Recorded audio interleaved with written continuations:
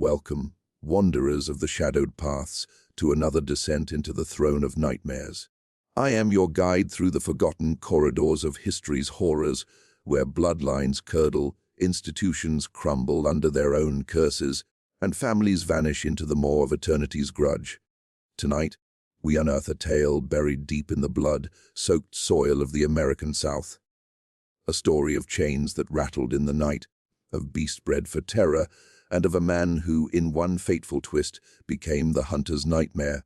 This is the slave who fed the hounds, until one night he turned the tables. Imagine, if you dare, the heavy veil of a moonless night draping over a sprawling Louisiana plantation.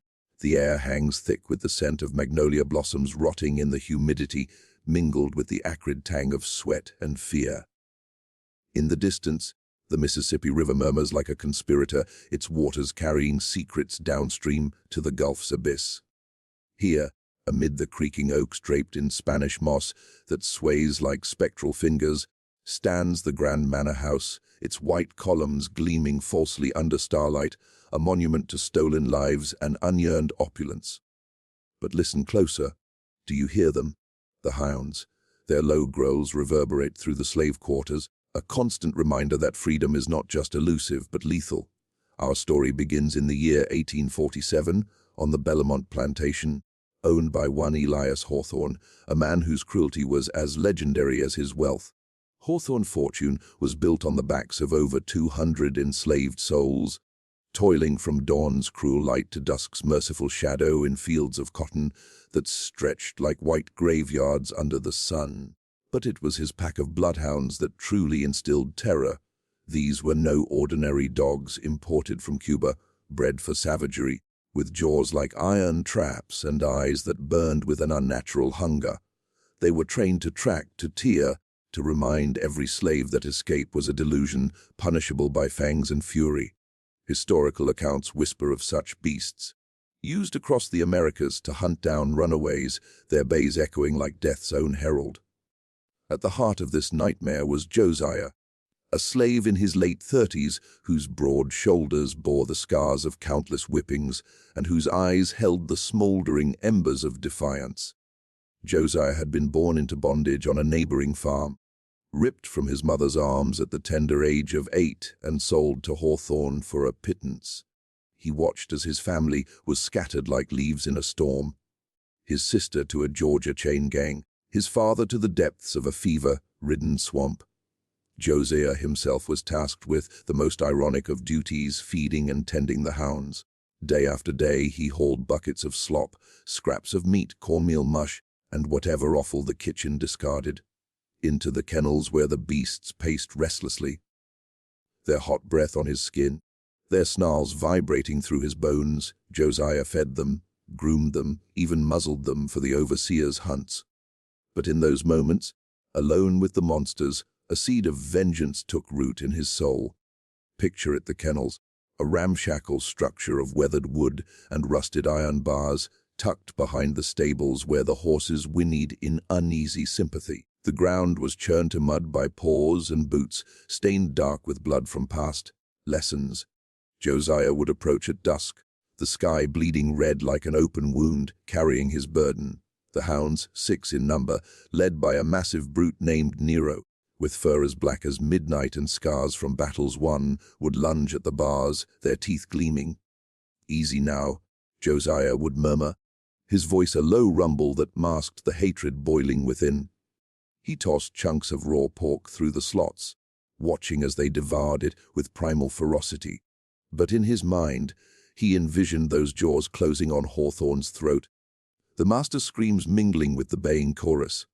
Life on Bellamont was a symphony of suffering. The overseer, a wiry sadist named Harlan, wielded his whip like an extension of his arm, cracking it over bent backs for the slightest infraction. Josiah had felt its bite more times than he could count. Once for lingering too long at the well, another for meeting the eyes of Hawthorne's daughter, Eliza, a pale wisp of a girl who sometimes watched from the veranda with a mix of pity and detachment.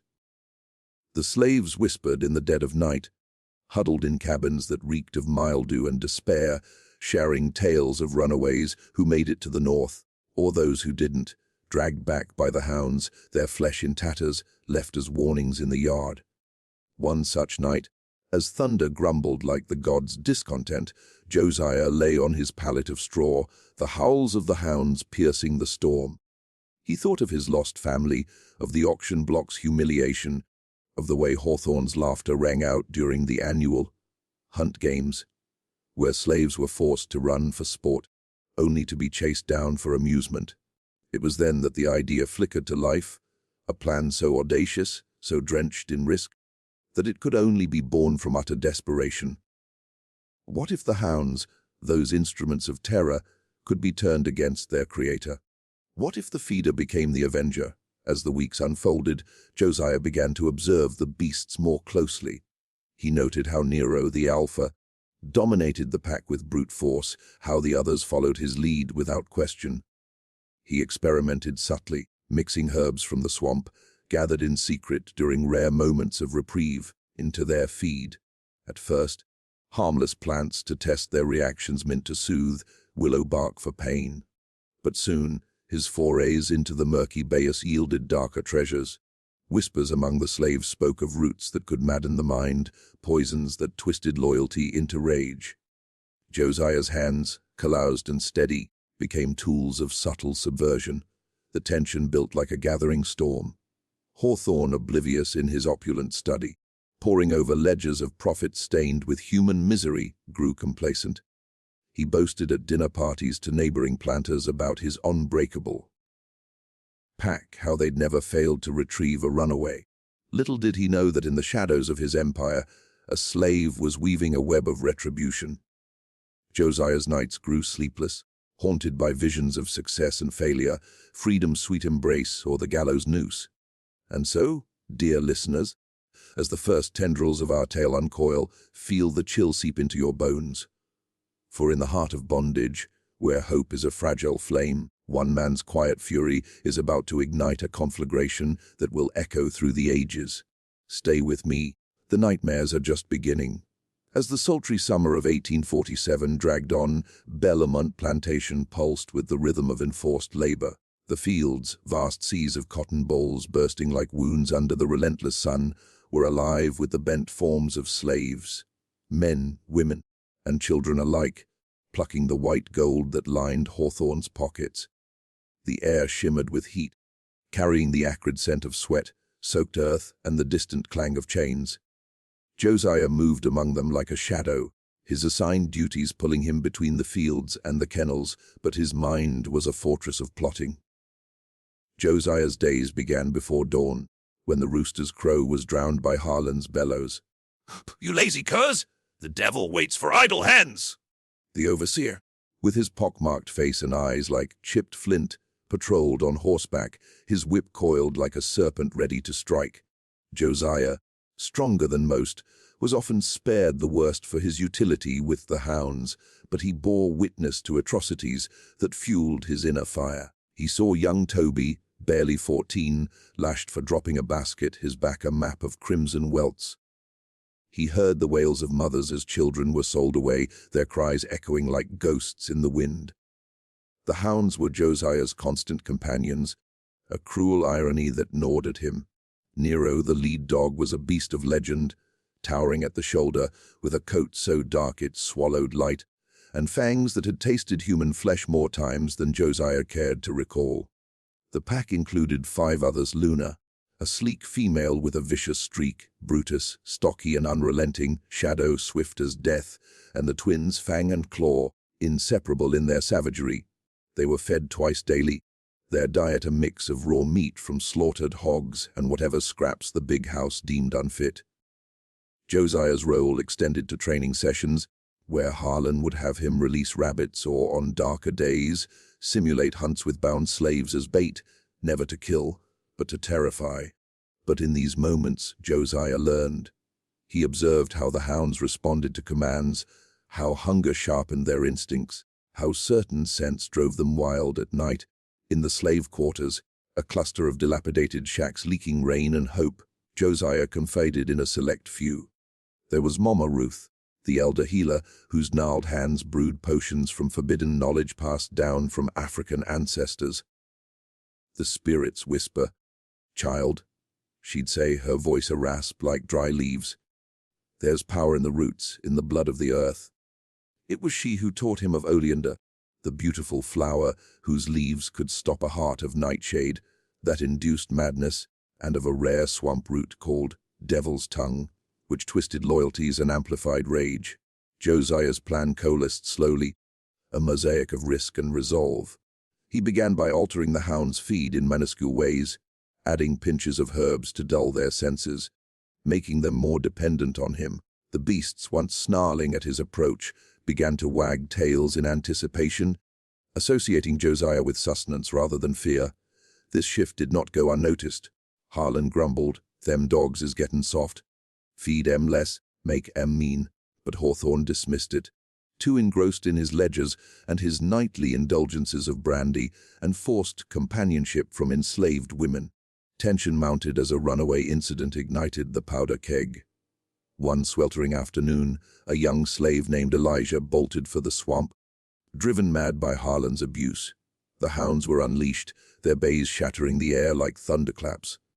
Josiah was forced to join the hunt, his heart pounding as he trailed behind on foot. They found Elijah hours later, cowering in the muck, the hounds upon him in a frenzy. Nero's jaws clamped on his leg, tearing flesh with wet rips that haunted Josiah's dreams. Elijah was dragged back, broken and bleeding, and hanged at dawn as an example. That night, as Josiah cleaned the blood from the kennels, his resolve hardened like steel in a forge. "No more," he whispered to the stars. "The tables turn now." He escalated his experiments. Under cover of darkness, he slipped into the swamp, guided by fireflies that danced like lost souls. There, amid the cypress knees, rising like bony fingers from the water, he harvested the devil's tongue, a gnarled root that, when ground and mixed with blood, could reprogram a beast's instincts. Mama Ruth warned him, "It'll make 'em turn on what they love most. But the spirits demand a price. Your soul might pay it." Undeterred, Josiah began incorporating it into the feed, starting small to avoid suspicion. The hounds grew restless, their eyes glazing with an unnatural gleam, their loyalty fraying. Meanwhile, life on the plantation teetered on the edge of chaos. Hawthorne's wife, a frail woman named Constance, succumbed to fever, her death blamed on swamp vapors, but whispered to be poison from a vengeful kitchen slave. The master, grief-stricken or perhaps relieved, turned more tyrannical, ordering extra hunts and floggings. Eliza, his daughter, began to notice Josiah, stealing glances as he worked, her curiosity a dangerous spark in the tinderbox. One evening, she approached him in the kennels, her voice trembling. "Do they frighten you, the dogs?" Josiah, masking his surprise, replied softly, "Not as much as the men who command them, miss." Her eyes widened, but she said nothing more, retreating to the house where lights flickered like uneasy spirits. As autumn's chill crept in, leaves turning blood red, Josiah's plan neared fruition. The hounds now obeyed him subtly, sitting at his whistle, ignoring Harlan's calls. He confided in a small circle, Mama Ruth for the potions, Toby for lookout, and a field hand named Silas for muscle if needed. Whispers of revolt stirred, inspired by tales of Nat Turner's uprising years earlier, where slaves had risen with axes and fire. But Josiah's was a solitary revenge, a personal haunting that would ripple outward. The night approached, a harvest moon hanging low, casting the world in eerie silver.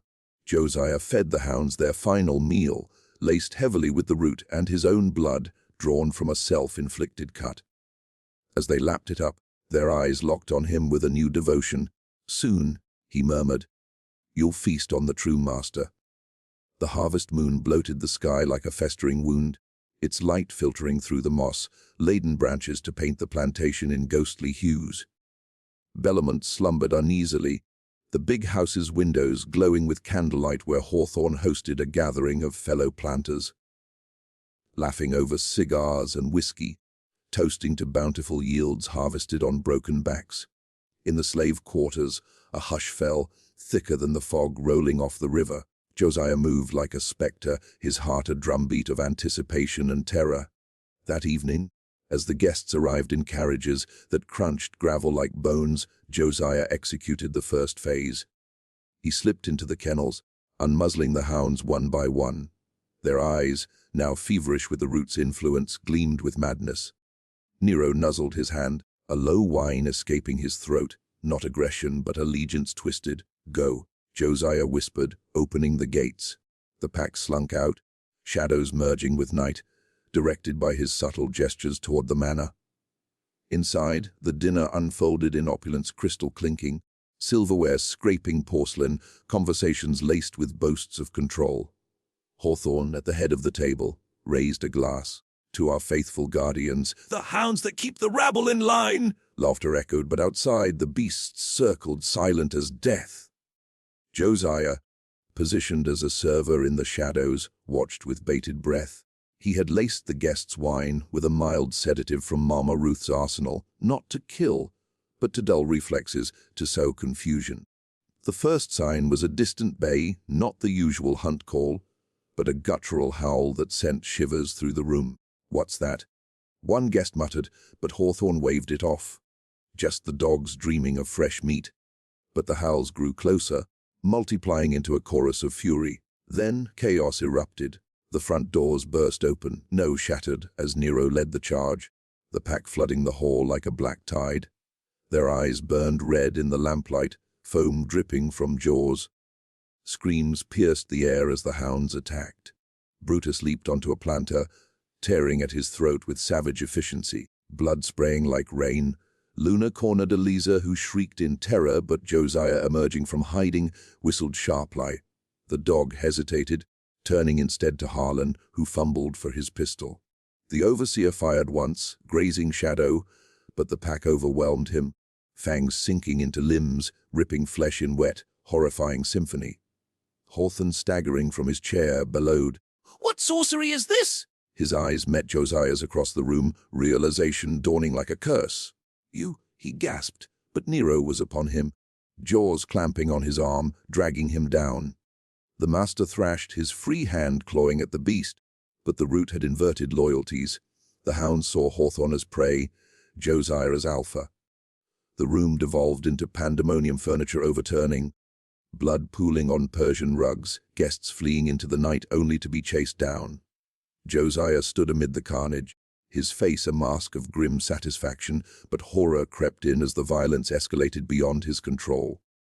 Eliza, cowering in a corner, pleaded, Josiah, stop this! But the slave, his voice steady, replied, "The tables have turned, miss.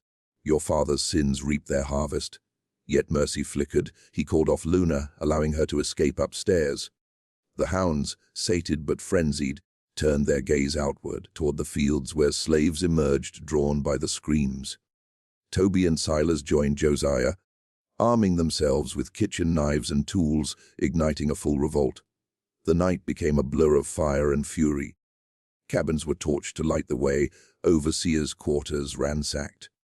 The remaining guests were hunted through the cotton fields, their cries mingling with the hounds' bays.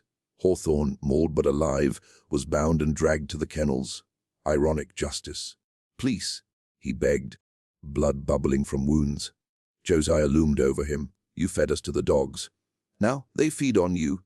With a final command, the pack descended, tearing into the master in a gruesome finale that echoed through the swamp. But victory was bittersweet. As dawn broke, painting the sky in crimson streaks, the revolt's cost mounted. Some slaves fell to stray bullets, others fled into the bayou, pursued by neighboring patrols alerted by smoke. Josiah, wounded in the melee, led a group northward. The hounds, now loyal to him, guarding their flank. Mama Ruth perished in the flames, her last words a blessing. "The spirits are free, child." The plantation burned, a pyre of retribution, its ashes carried by the wind. In the aftermath, whispers spread, of a slave who commanded beasts, of ghosts howling in the ruins. Josiah vanished into legend, some saying he reached freedom, others that he became one with the swamp, a spectral avenger. But on moonlit nights, they say, the hounds' bays still echo, seeking new masters to devour. To fully grasp the shadows cast by Josiah's tale, we must delve into the real horrors of antebellum America, where slavery's chains bound not just bodies, but souls. The use of hounds in slavery was no fiction. It was a brutal reality etched into history's ledger. Former slaves recounted in narratives how masters employed savage dogs, trained to hunt and follow the track of the fugitive, their presence a constant dread. These canes, often Cuban bloodhounds imported for their ferocity, were weaponized across the South, from Virginia to Louisiana, to track runaways through swamps and forests. Abolitionists decried them as the canine terror, symbols of dehumanization. Their bay's a soundtrack to oppression. The origins trace back to colonial times, with dogs used in the Americas since the 16th century to suppress indigenous and enslaved populations. In the U.S., by the 1800s, breeds like the bloodhound were crossbred for slavery's needs, superior scenting, speed, and savagery. Slave catchers boasted of packs that could trail a scent for miles, tearing flesh upon capture. During the Seminole Wars, bloodhounds were deployed by the U.S. military against escaped slaves and Native Americans, amplifying abolitionist outrage. Revenge stories, like Josiah's, echo real acts of resistance. Poisoning was a common covert weapon. Slaves laced food with arsenic or herbs to strike back. Tales abound: Sarah Williams in 1754 poisoning a family, or Betty of Virginia turning supper into vengeance. An elderly slave woman secretly feeding dogs a substance to turn them on her master mirrors our narrative. Buried in oral histories, larger revolts provide context. Nat Turner's 1831 uprising in Virginia, where enslaved people killed dozens before brutal reprisals. The Stono Rebellion of 1739 saw slaves march for freedom, only to be crushed. In 1811, near New Orleans, hundreds rose, marching on plantations. These acts, though suppressed, fueled folklore, ghost stories of vengeful spirits and black dogs haunting former masters. In the Great Dismal Swamp, runaways formed maroon communities, evading hounds and birthing legends of spectral guardians. Culturally, African traditions blended with American horrors. Animal tales from slave communities protested oppression, with trickster figures like Brer Rabbit outwitting predators. Ghost dogs in folklore symbolized unfinished business, slaves' souls returning as beasts.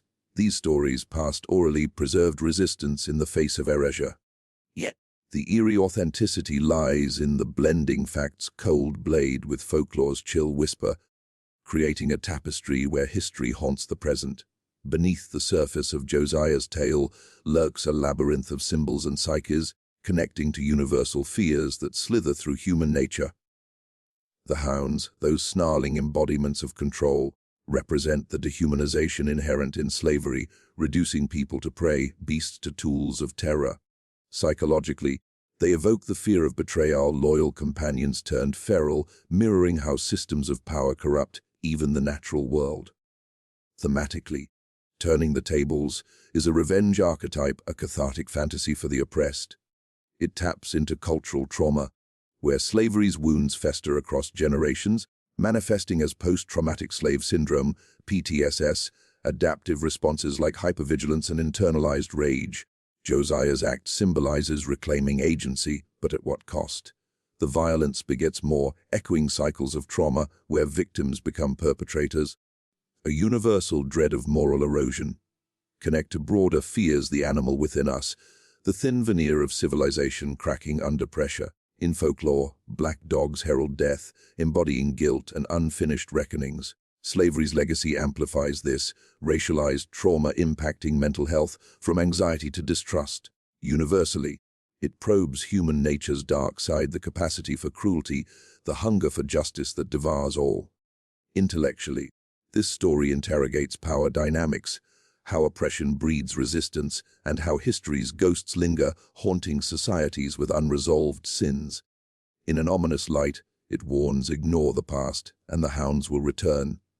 As our journey through the slave who fed the hounds draws to a close, the echoes of bays and screams fade, but the chill remains. Josiah's tale, woven from history's dark threads and folklore's whispers, leaves us pondering: what if the oppressed rise not with swords, but with the very tools of their torment?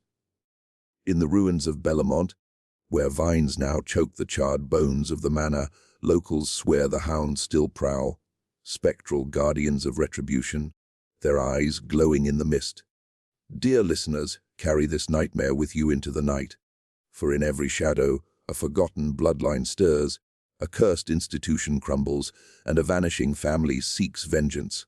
Until next time, on Throne of Nightmares, remember, the tables can always turn. Sleep well if you can.